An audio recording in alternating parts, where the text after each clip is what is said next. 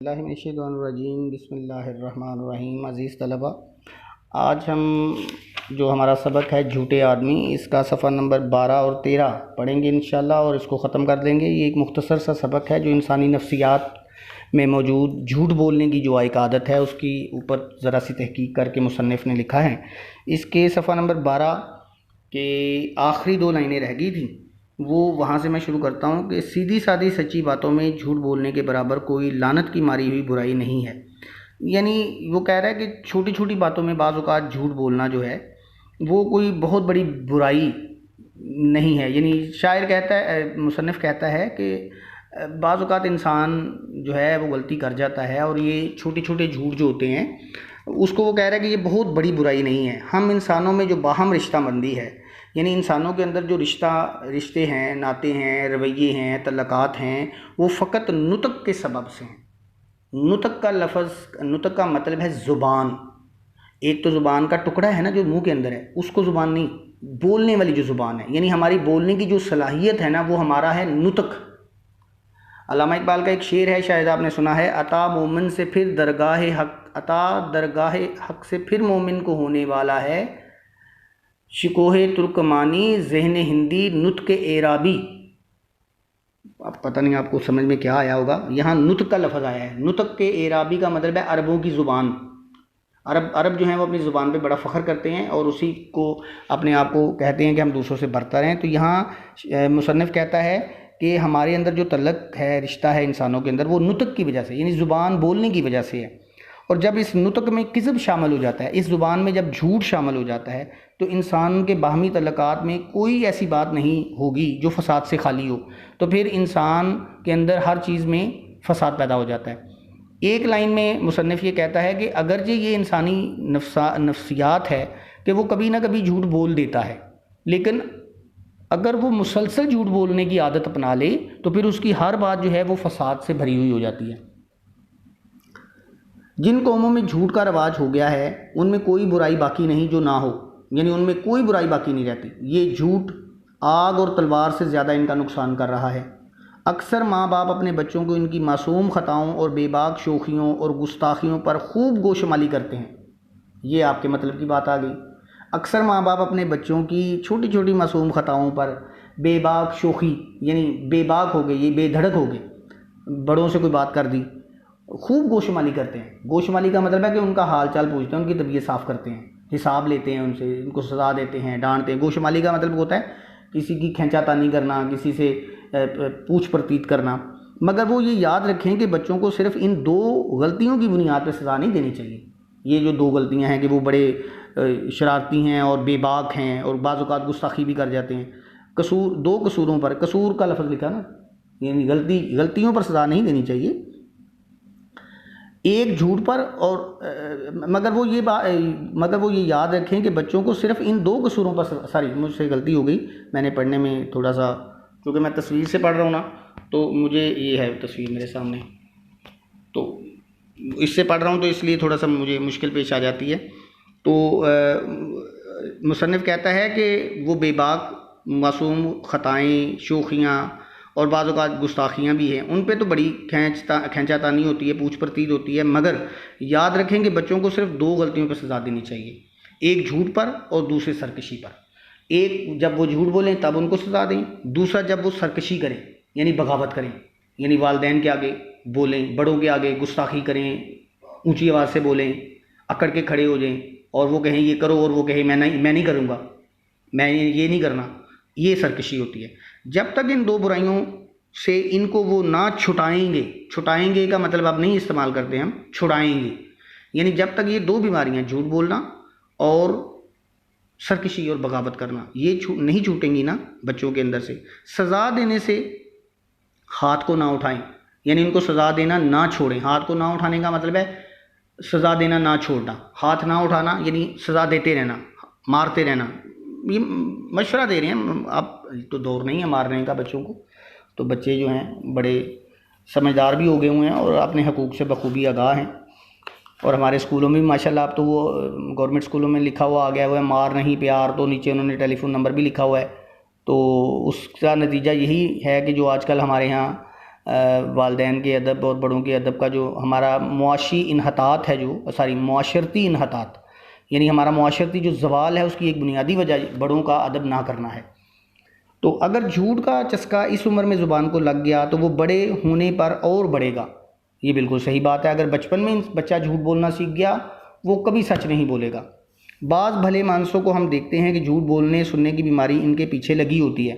भले मानस यानी अच्छा शरीफ इंसान को भी देखते हैं कि वो भी इस बीमारी से जान नहीं छुड़ा पाते। अपने तशख़्ख़ुस और ताल्ली की दास्ताने नसर में ऐसे ही खड़ा करते हैं जैसे कोई शायर अशार में झूठा मजमून गांठता है। कहता है कि वो मुसन्नफ़ कहता है कि बात भले मानस शरीफ अच्छे खासे शरीफ लोग होते हैं, लेकिन जब वो कोई कहानी सुनाना शुरू होते हैं तो ऐसे लगता है कि जैसे अपना तशख़्ख़ुस का मतलब है अपनी बड़ाई, और ताली का मतलब है अपने आप को आला बयान करना। आला सनत ताली भी होती है शेर के अंदर ना, जो शायर इस्तेमाल करते हैं। तो मुसन्निफ़ कहता है कि बाद शरीफ लोगों को भी हम देखते हैं कि वो अपनी शख्सियत की बढ़ाई और अपने आप को दूसरों से आला बयान करने के लिए ऐसी ऐसी दास्तानें और कहानियाँ नसर में, यानी ये जो आम तहरीर है, इसमें वो लिखी जा सकती हैं। ऐसे वो घड़ लेते हैं जैसे कोई शायर अशार में झूठा मजमून गांठ लेता है। शायर भी तो ज़मीन और आसमान के कलाबे में ला देते हैं ना, अपने फजूल किस्म के ख्यालात को बयान करने में। तो जिस तरह शायर कुरान मजीद में आता है कि ये जो शायर है ना, ये ऐसे ही बेबुनियाद बेसरोपा बातों को, बहुत से शायर ऐसे हैं जो बेसरोपा बातों को बयान करते रहते हैं जिनकी कोई हकीकत नहीं होती है। लेकिन कुरान मजीद की सूरह शुअरा के आखिरी आयात में इस चीज़ का जिक्र है, लेकिन वहाँ ये भी बताया गया है कि सारे ऐसे नहीं होते। जो अल्लाह पर ईमान लाते हैं वो ऐसी बातें करते ही नहीं हैं, वो तो झूठ में आ जाती है ना। तो अल्लाह का जो नेक बंदा है वो झूठ कैसे बोल सकता है। तो यहाँ वो बता रहे हैं कि कुछ लोग नसर में ऐसी बातें बयान करते हैं जैसे शायर लोग अपनी शायरी में बयान करते हैं। अगर ये ऐब इनमें ना हो तो वो फिर इनके बेऐब होने में कोई शुबा नहीं रहता। आगे जो मौलवी ज़काउल्लाह हैं वो कहते हैं कि अगर ये झूठ बोलने की बीमारी उन लोगों में ना हो तो फिर उनमें कोई ऐब और नहीं होता। बाद आदमी ऐसे होते हैं जो कभी झूठ नहीं बोलते, मगर हाँ वहाँ जहाँ उनको कुछ फ़ायदा हो कभी बोल लेते हैं, जहाँ उनको कोई फ़ायदा हो। ये बात ज़्यादातर दुकानदारों और अहले पेशा में हम देखते हैं। कहता है ये बातें दुकानदारों में होती हैं।